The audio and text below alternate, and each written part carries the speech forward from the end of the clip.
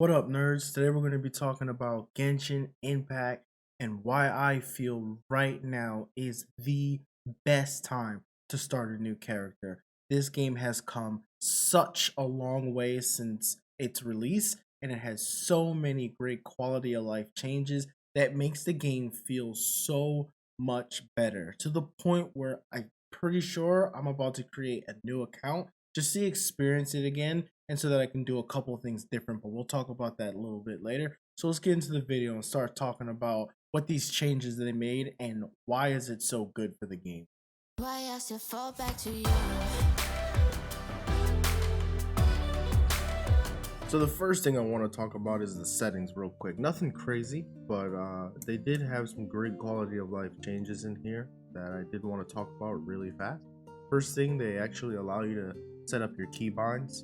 I make a lot of changes to this. This is really good for me because I'm not comfortable with the standard buttons that they usually have on games like this. So having the ability to change this feels really good. Can't change the elemental sight, which kind of sucks, but everything else you can change that feels really good, and it makes it so that it just makes it a lot more comfortable to play. And then you actually have the camera settings. This tends to change automatically. Mostly you can feel this on mobile, but the fact now that they make it so that it stays where you actually put the camera feels so much better, and it's so much more engaging.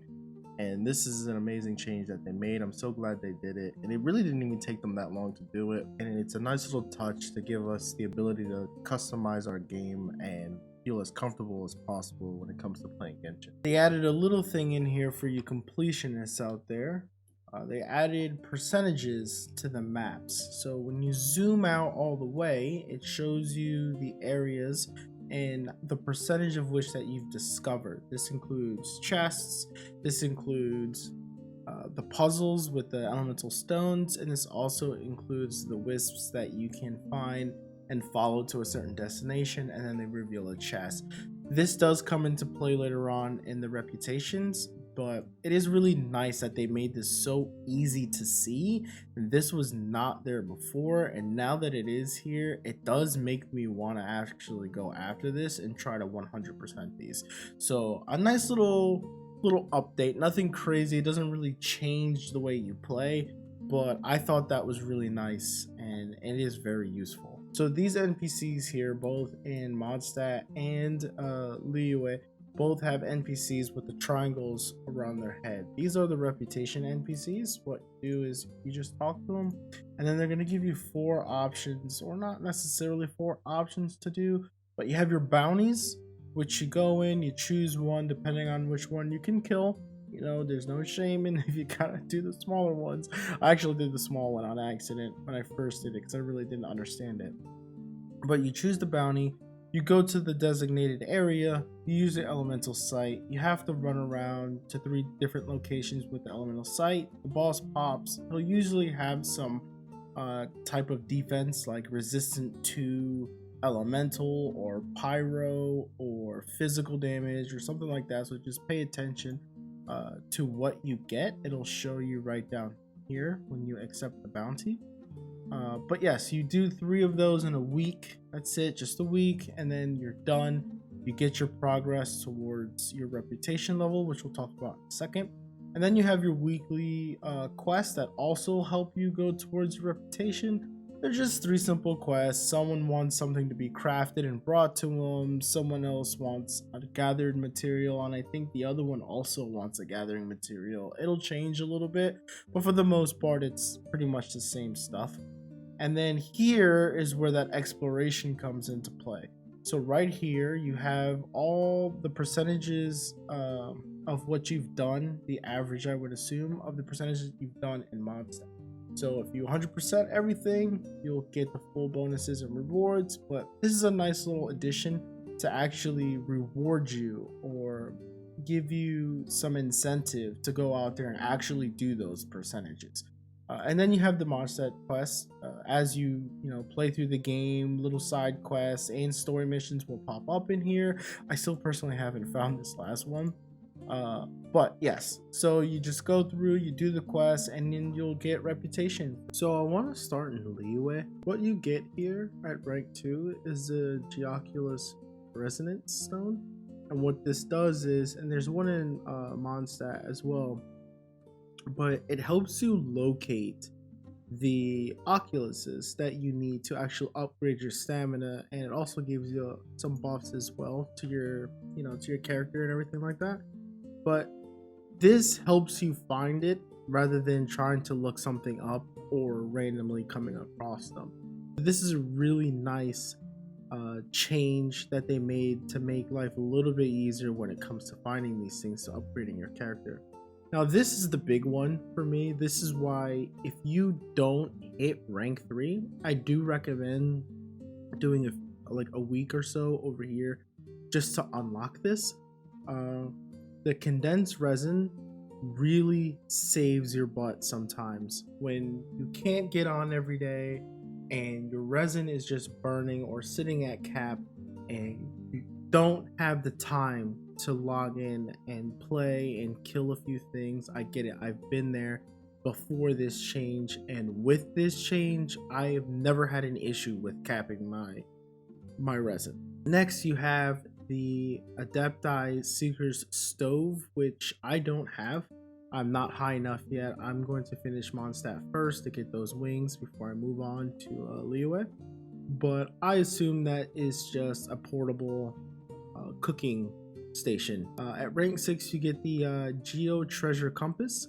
And what that does is it allows you to run around Liyue and use a compass that then shines a light in a direction of which you run towards, and it will locate treasure chests for you.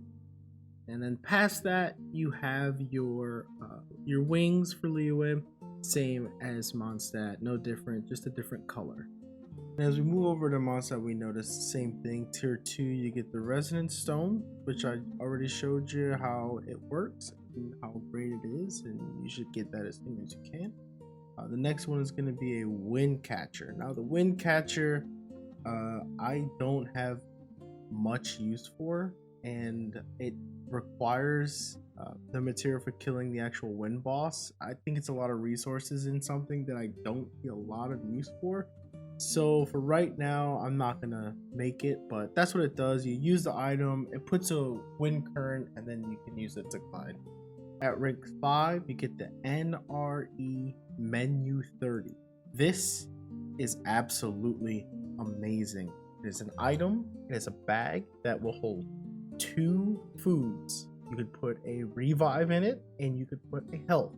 And instead of going into your menu or hitting the button and then it brings up the food list and you choose from the food to revive or to heal, you could use this bag and it becomes a key bindable item that you can use whenever you need health or whenever you need to revive.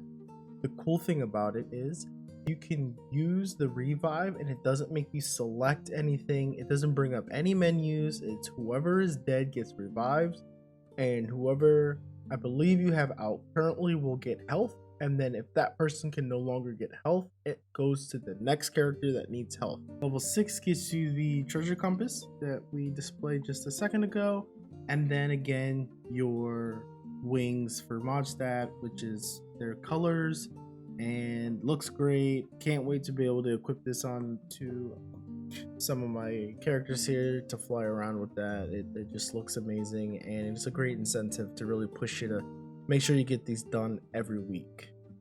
And lastly, we have the portable waypoint. This is going to be great for getting around the map when you need to get to a resource that you're farming for a character that may be a little bit further away from a waypoint, so you have to run a little bit to get there. So this changes that. You have it for 7 days.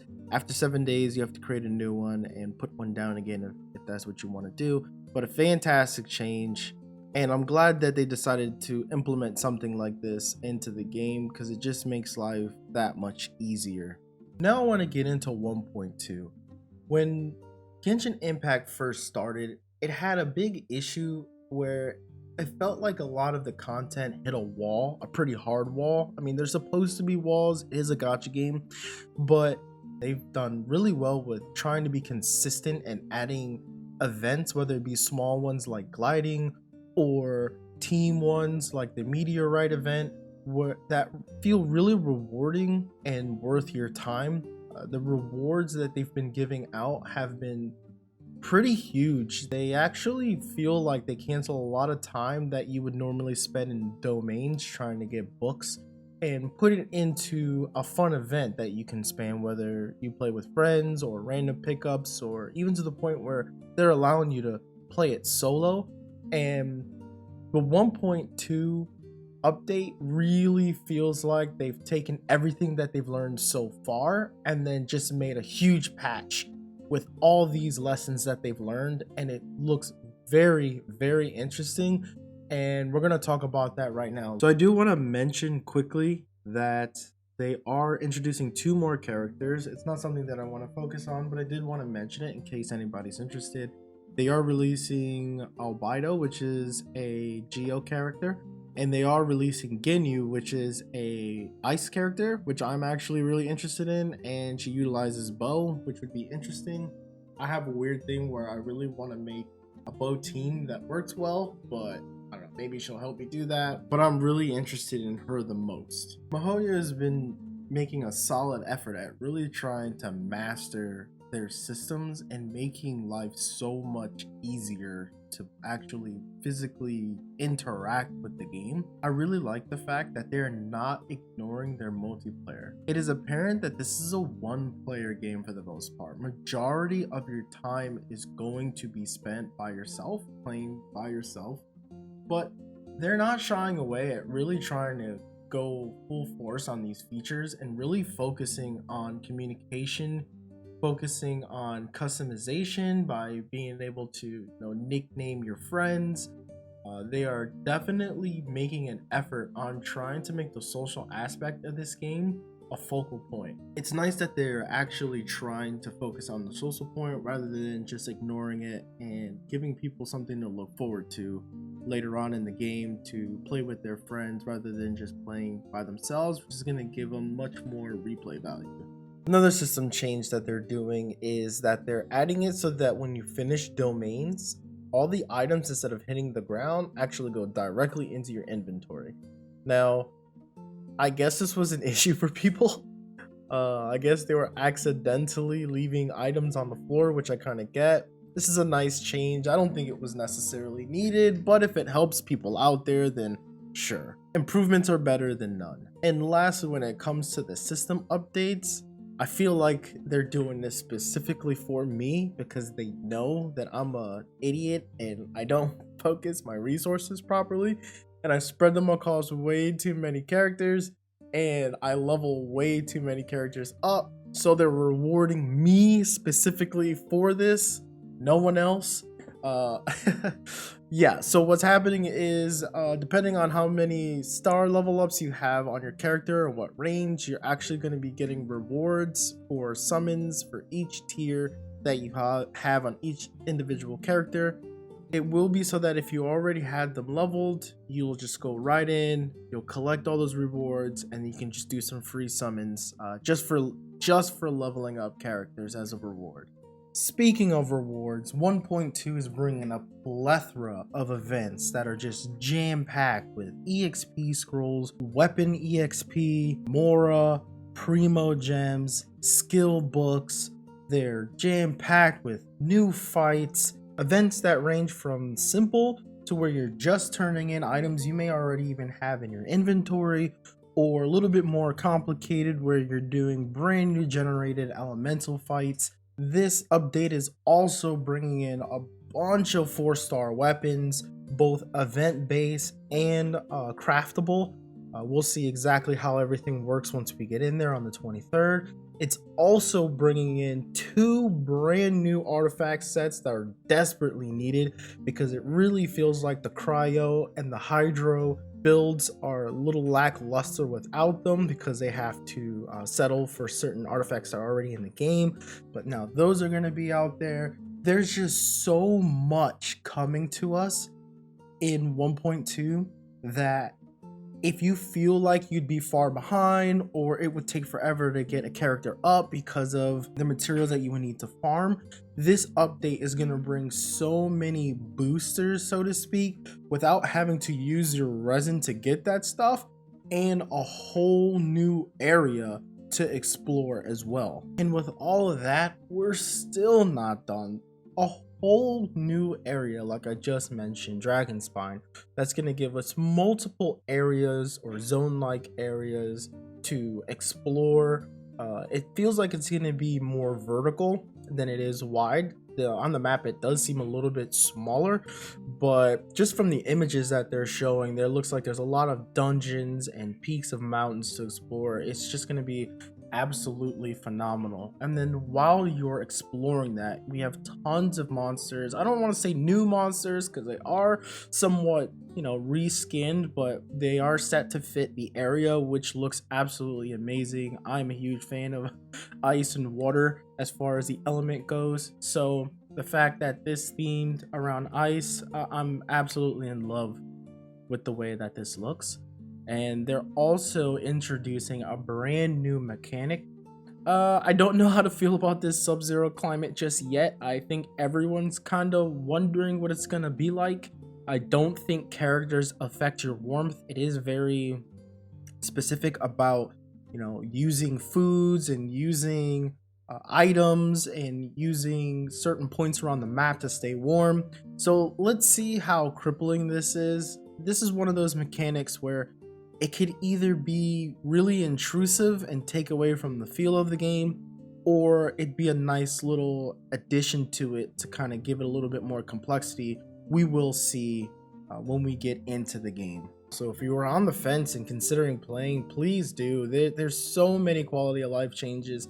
There's so many things that make the game feel so much better. They're completing the map, which will make the game feel a little bit more full. They're putting in artifacts that really feels like certain elements were missing. And they're really just coming together with their events and listening to the community and really trying to make a game that is very fun to play. With that, I'm announcing that I'm going to be making a brand new account completely free to play. I feel like I could actually beat my current account to Abyss 12. I know I can. It may take me a little bit, but right now, considering that I'm just now starting to farm artifacts, and even when I tell myself I'm going to farm artifacts, I still end up farming EXP and leveling up other characters because I just can't stop trying different and new ideas. For anyone that made it this far, thank you so much for watching. I appreciate you all so much.